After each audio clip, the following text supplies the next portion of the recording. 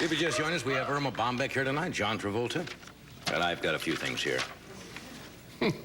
Did you know Fred de Cordova was supposed to be in New York working on a motion picture? A motion picture. He flew all the way in there for a big role. And nothing happened. They didn't shoot. They're doing a picture, I think, with Robert De Niro and Jerry Lewis. Jerry Lewis, Martin Scorsese, called, what's the name of it? King of Comedy, sir. Called the King of Comedy, and Mr. de Cordova went back there to do a part. Show producer. Yeah, spent a couple of days there. Nothing. And then nothing happened. They never got to him. I know. Does that happen happens in the occasionally? movies, but oh, yes. Often. That's the rule. That's not rare. Do you have to go back now, Fred? Yes. Not till Sunday. Not till Sunday. Not till Sunday. But you'll be back Tuesday. I'll be here Tuesday. No, He's showing up Tuesday. I want you to know this is not Mr. de Cordova's first acting job. I hold here in my hand An actual playbill? an actual playbill. Came from a gentleman by the name of Edmund Marshall. It doesn't say where Mr. Marshall is from. Anyway, he It looks said... old. It's starting to petrify. It is.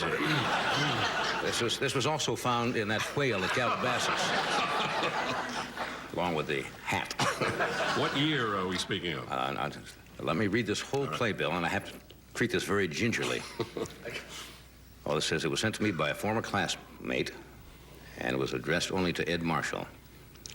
And he became this fellow who wrote, was assistant stage manager at the Chicago Civic Opera and so forth. But this playbill says, the senior drama. I'm not talking college here, I'm talking high school. The Romantic Age, a comedy in 3 acts by A.A. Milne, right? The Lakeview High School Assembly Hall, under the direction of Miss Ruth Moore. June 9th and 10th at 8 p.m. And I'll give you the date in a moment. The characters in order of their appearance. In other words, apparently Fred worked one night, and then the next night the cast changed, right? Right. And it says Jane was played by Ruth Maxwell, Betty Clark, Virginia Bach was in it, Eleanor Bishop, and Gervaisi, was that the person? Gervais? Gervais Mallory, John. Gervais Mallory, of course. I'm sorry. Sure.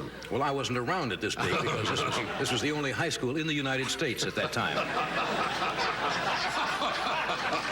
Got your diploma on a rock. Yes, you graduate. That was June 9th and 10th of 1927. Wow. The man was on stage. On stage. Isn't that nice? Did you ever have a copy of this in your scrapbook? Just that one I sent you. That's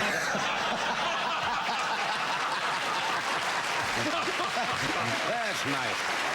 Save that. Isn't that nice for one of the first appearances? I got a couple of things here that do odds and Seems ends. like an odds and end night for you. Didn't I just say I had some odds and ends here? That's what it seems like. You don't have to repeat, you know. I know when that. say these. I know what I'm talking trying about to act. every second. Now, this is a little grisly, but it was in the Beaumont Enterprise. I guess Beaumont, Texas, I would assume, right? But the headline is Virginia Beach, Virginia. A Texas mechanic told police he mistook his mother-in-law for a large raccoon.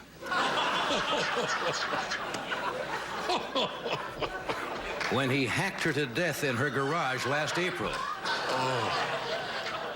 Orville, I won't give you the name, told police, however, that after he struck the woman once with a hatchet, he realized it was his wife's 49-year-old mother. Then he hit her again. He said, it is so weird, and it was in the paper, but that's got to be a great excuse when you're in front of the jury and say, I thought it was a big raccoon. Charles Nelson Riley was on the show last night, and he brought my attention to a column by Jack Smith, who writes for the Los Angeles Times. And he wrote a column that was very interesting about famous last words. I don't know why I'm on such down material tonight, but about what famous people have said just before they have passed away. Oh, okay.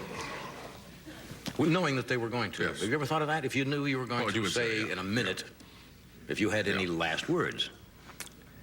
For example, Luther Burbank, who was not, this incidentally, Burbank, California is not named for Luther Burbank. Did you know that? No, it's named for a dentist, I think. Named for a fellow by the name of David Burbank, who was a dentist who came from somewhere back in the Midwest. Not Luther Burbank. Anyway, this Luther Burbank, the father of the Burbank potato, dying at 77, said, I don't feel good.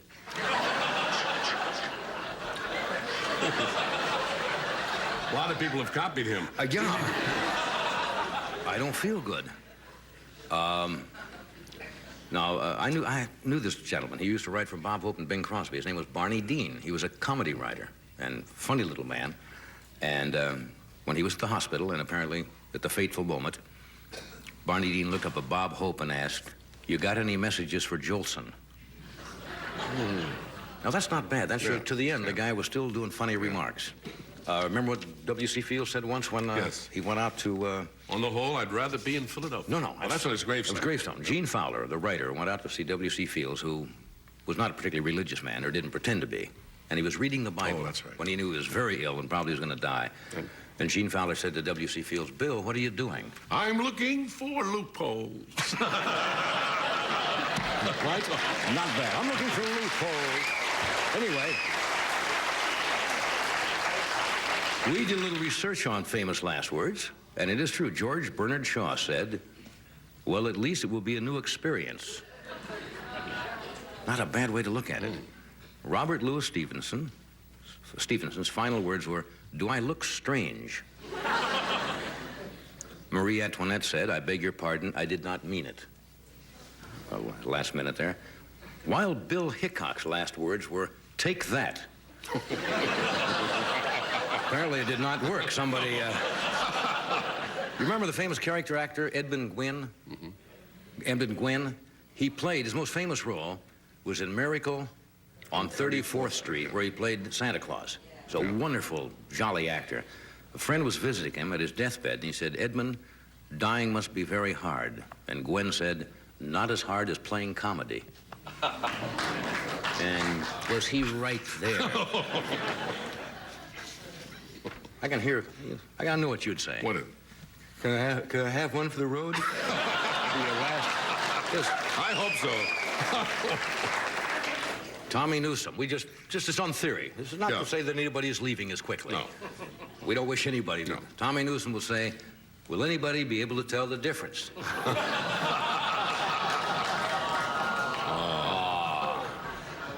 I have mine already written, you know that. Yeah. I'll be right back. Yeah. Alexander Higgs. I'll be in charge up there, too.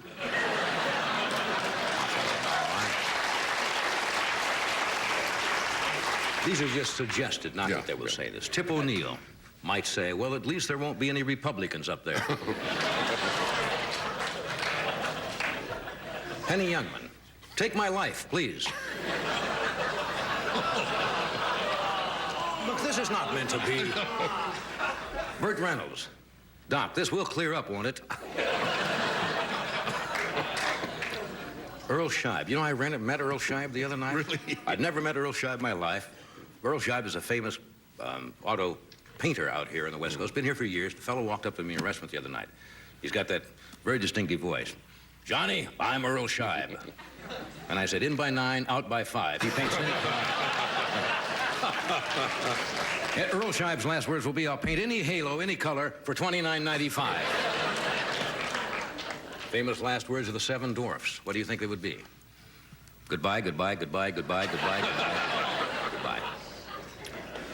Marlon Perkins. While Jim works his way down the river, I'm going to play with this completely harmless tarantula. Slim Whitman. Goodbye. Superman's last words. Who ordered the kryptonite hash browns? Okay, I guess that's about enough of that. Speaking of dying words, odds and ends. Anyway, we have Miss Irma Bombeck and John Travolta. We'll be right back after this.